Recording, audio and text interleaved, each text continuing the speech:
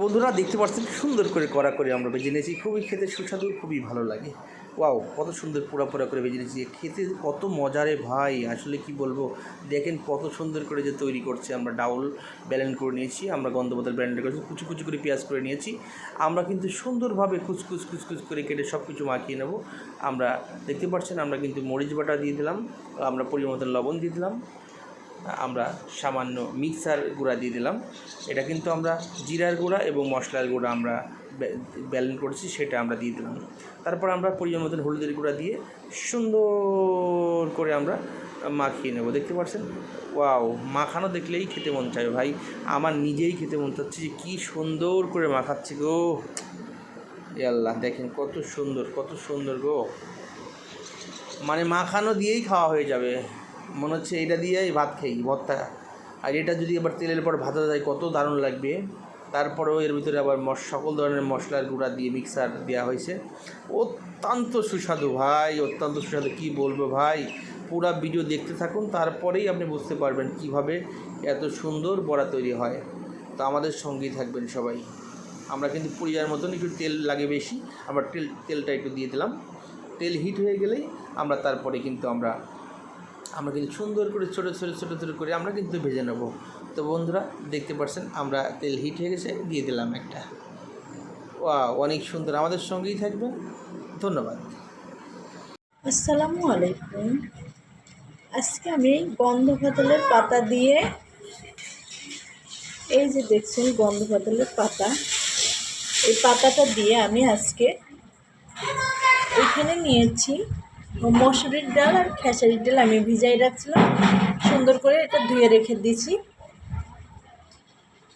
এই ডাল দিয়ে আর গন্ধকাতলের পাতা দিয়ে আজকে আমি বড়া বানিয়ে দেখাতে চাই। তো কীভাবে বড়া বানাই দেখার জন্য আমাদের সঙ্গেই থাকুন। বড়া বানানোর জন্য লাগছে রসুন কুচি, পেঁয়াজ কুচি, মরিচ। এখন আমি ডাল আর এই গন্ধকাতলের পাতাটা আমি বেটে নিব, ফিরে যাচ্ছি বাটার পর।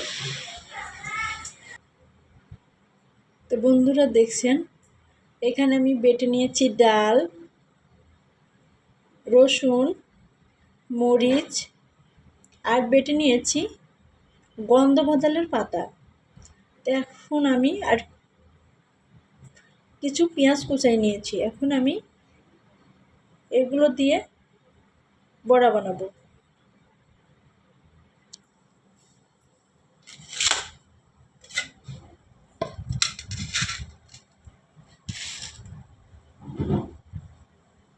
এখন আমি এই গামলার মধ্যে এই যে বাটা ডাল,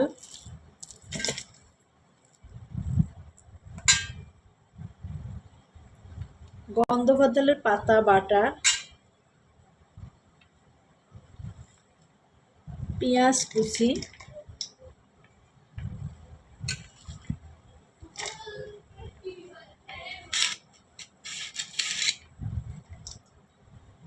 রসুন বাটা, মরিচ বাটা,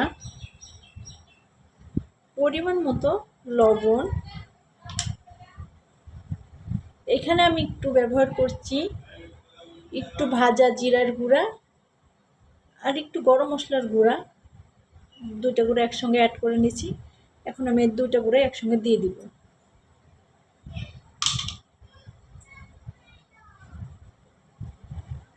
দিয়ে দিচ্ছি হলুদের গুঁড়া। এখন আমি এই উপকরণ দিয়ে মাখাই নিব।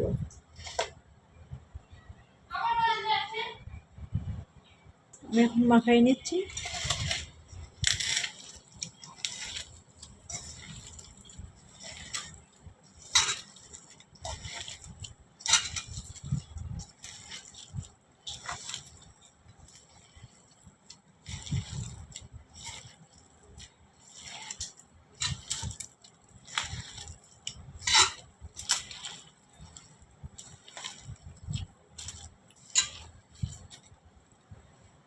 আমার মাখানো শেষ।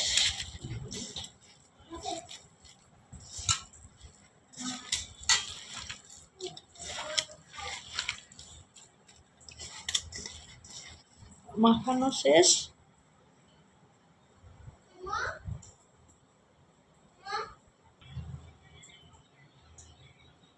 বন্ধুরা, এখন আমি কড়াইতে তেল দিয়ে দিব।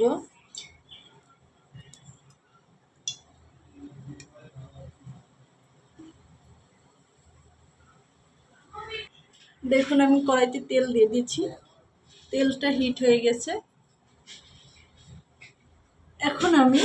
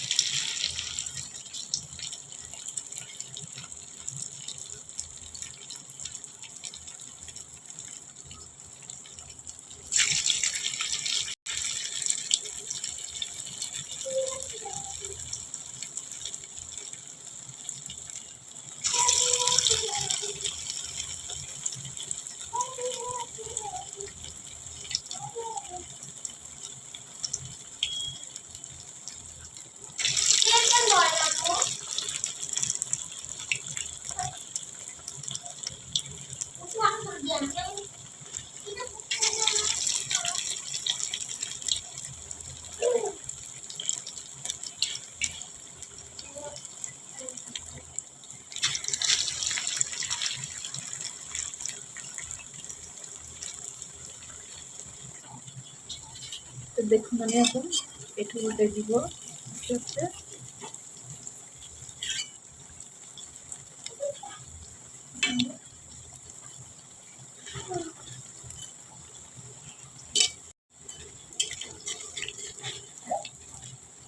আসলে গন্ধবদলের পাতাটা যে কত উপকার, এটা না খেলে বুঝবেন না। যাদের ঠান্ডা কাশি তাদের কথা তো বলবোই না। এই গন্ধবদলের পাতাটা যদি আপনারা ঝোল করে রান্না করে খান, উপকারটা আরো বেশি পাবেন। আর ডাল দিয়ে এভাবে যদি বড়া বানা খান, বিকালের নাস্তা কিংবা গরম ভাতের সঙ্গে অনেক মজা লাগবে।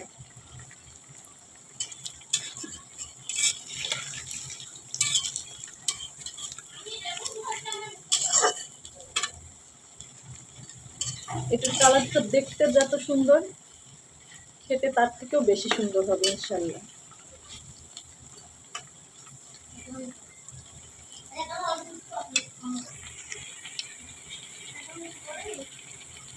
এই এই বড়াটা মিডিয়াম জাল দিয়ে আস্তে আস্তে ভাজতে হবে। জোরে জাল দিলে এটা হচ্ছে উপরে পুড়ে যাবে, ভিতরে কাঁচা থাকবে, খেতে ভালো লাগবে না। আমার এটা ইয়ে করা হয়ে গেছে, এখন আমি এই বড়াটা নামাই দেব।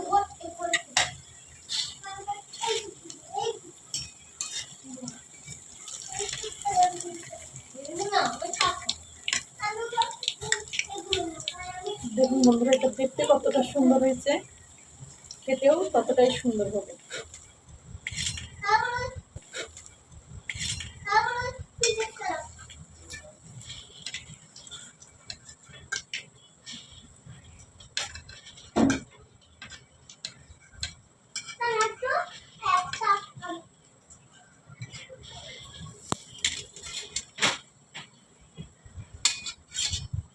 এখন আমি আবারও দিয়ে দিব।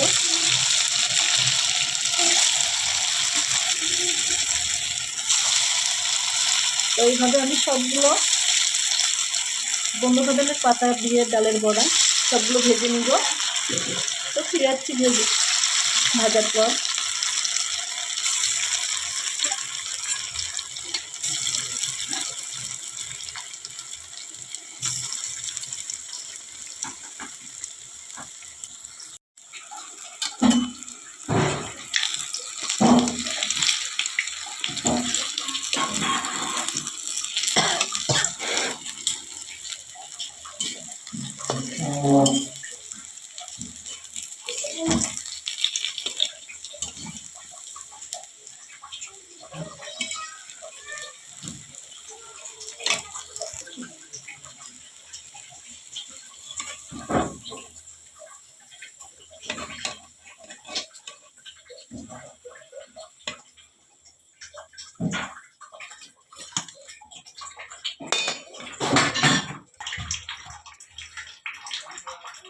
দেখছেন বন্ধুরা, ভাজার পর আমার কত সুন্দর একটা কালার আসছে।